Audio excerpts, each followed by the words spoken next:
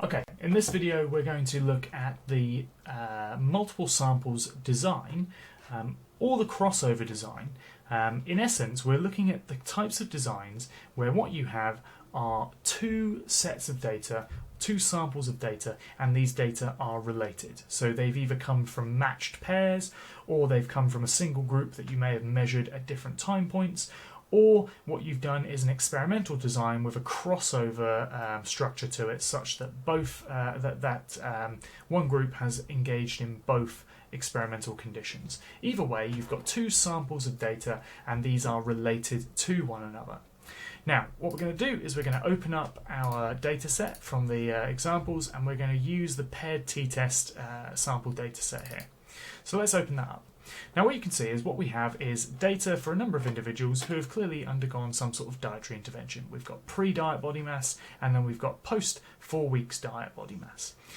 Okay, so as we said in the previous lecture, what this is essentially this essentially breaks itself down into a very, very simple intercept-only model again, but it becomes an intercept-only model on the change. Now, if you recall, one of the key assumptions of a general linear model, the linear regression, is that there is independence of the observations, or independence of the residuals indeed.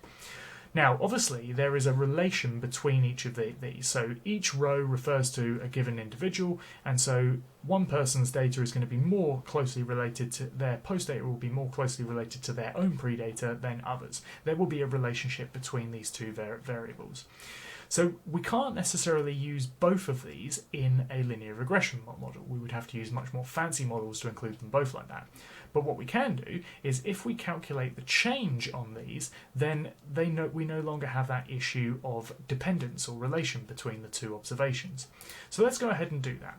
Let's use the create computed column option, and we will create a variable called change in body mass. Can't spell. I'm not going to worry about using the R code this time. And let's go to create column, and what we get now is we get some options to do a variety of things here. So what I'm going to do is I'm going to take post 4 weeks diet, and I'm going to minus pre-diet body mass, and then compute the column. And now what we have is we have the change in body mass that has occurred in each individual. So what we can do is we can go to regression, we can go to linear regression, and again we can now include change in body mass as our dependent variable, and what we have is a simple intercept-only model on the change scores. So if we look at our coefficient here, we can see that there has been a drop in body mass of 3.782 kilograms, and we get a t-statistic of -13, p-value highly significant, less than 0.001. Okay. Let's do the same thing again and demonstrate how this is equivalent to essentially conducting a one-sample t-test on the change scores. If we go to one-sample t-test, pop our change in body mass in, we can see again we get exactly the same t-value. If I add in the descriptives, then we can see that the mean change in body mass is 3.782. Okay, now let's demonstrate that this is also equivalent to conducting a paired samples t-test on the pre and post scores.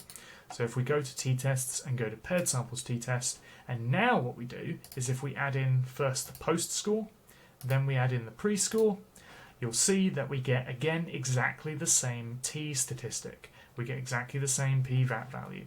If we add in the descriptives, we can see that we get the mean for pre and the mean for post, but the difference between these two is essentially, if we add the location parameter, the equivalent of the mean for the change. So when you're conducting a paired samples t-test, essentially all this is a intercept-only general linear model, which is the same as conducting a one-sample t-test on the change scores.